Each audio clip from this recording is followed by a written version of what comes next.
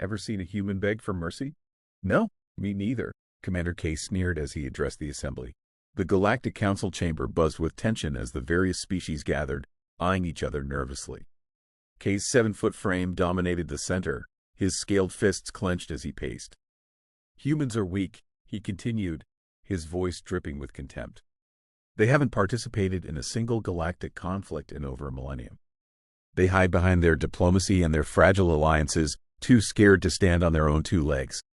A murmur of agreement rippled through the chamber. The Terran Empire had long been a subject of ridicule, their absence from the war fronts of the galaxy interpreted as cowardice for centuries. Humanity had managed to stay out of the fray, negotiating peace where others waged war, buying time with treaties and trade deals. It was a strategy that had kept their worlds intact while others burned, but it had earned them little respect. Perhaps we should issue an ultimatum, suggested Saul, a slender amphibious being with skin the color of deep water. Force them to choose a side. Either they fight with us against the Krogan, or we dismantle their precious empire piece by piece. They won't fight, Kay scoffed. They'll surrender before the first shot is fired. Humans are too civilized, too evolved to get their hands dirty. The assembly nodded, the decision all but made. A message would be sent to the Terran Empire demanding their immediate involvement in the galactic conflict against the Krogan. It was a war that had raged for decades, consuming entire systems in its fury. The Council had grown desperate for an edge, and the Terran Empire, with its vast resources and advanced technology, was an untapped wellspring. If they refused, the Council would invade and strip them of their riches.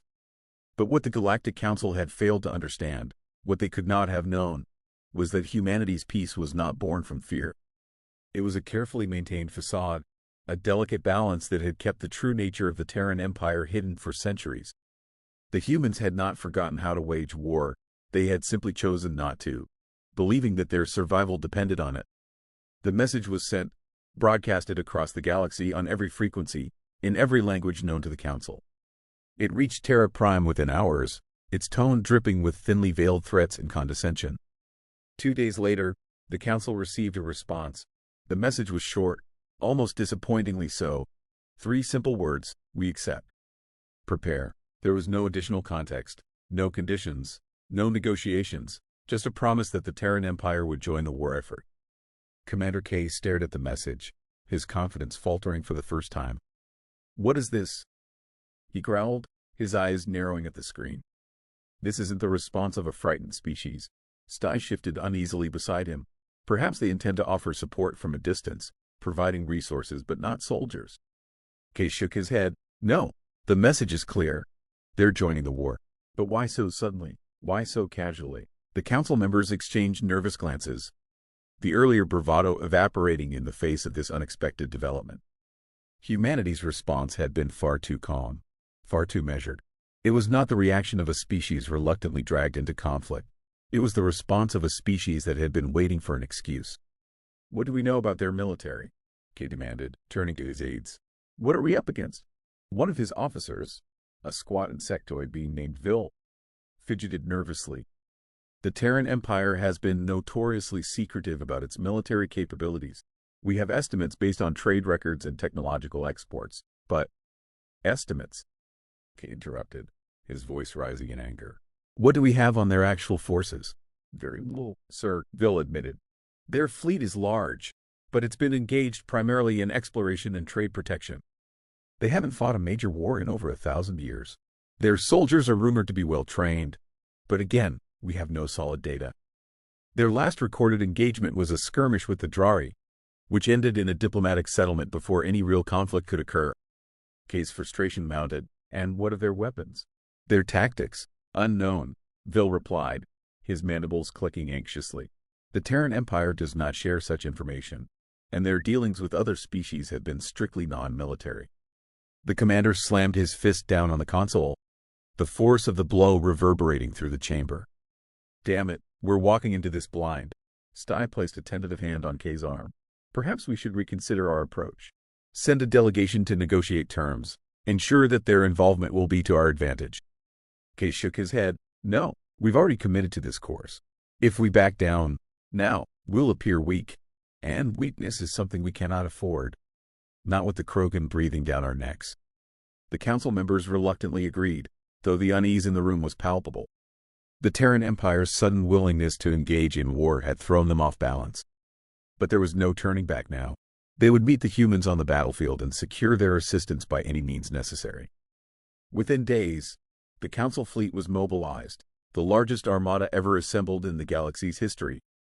Hundreds of warships, from sleek frigates to hulking battleships, gathered at the rendezvous point near the edge of Terran space.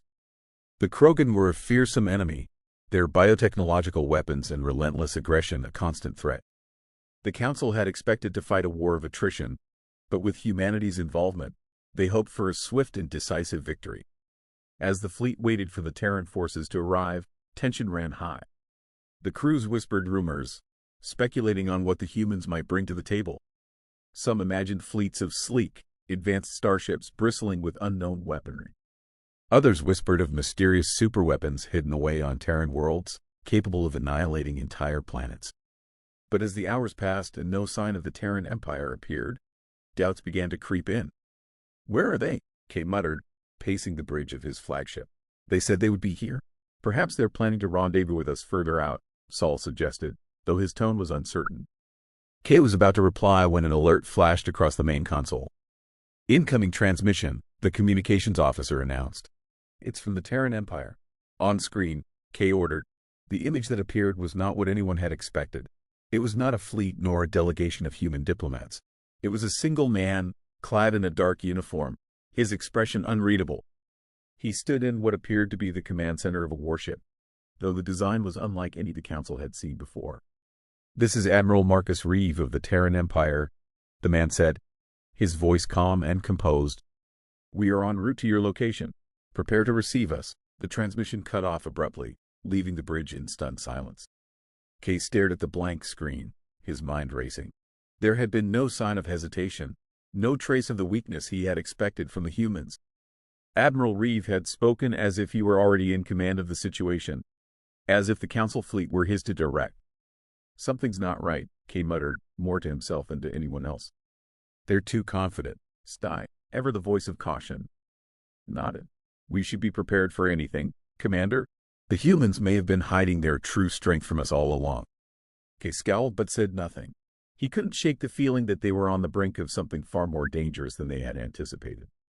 And as the shadow of the Terran Empire loomed ever closer, the Galactic Council began to realize that they might have made a grave mistake. The tension on the bridge of Kay's flagship was thick enough to cut with a blade as the Terran Empire's fleet emerged from hyperspace. The display screens flared to life, showing ship after ship materializing in the void. But these were not the sleek, elegant designs the Council had envisioned. The Terran vessels were brutish and utilitarian, with sharp angular lines and an intimidating presence. Each one bristled with weapons that seemed almost excessive, even by the Council's standards. "By the gods," someone whispered on the bridge. Kay stared, his reptilian eyes narrowing. There was no mistaking the firepower before them. The Terran fleet was massive, far larger than anything the Council had anticipated.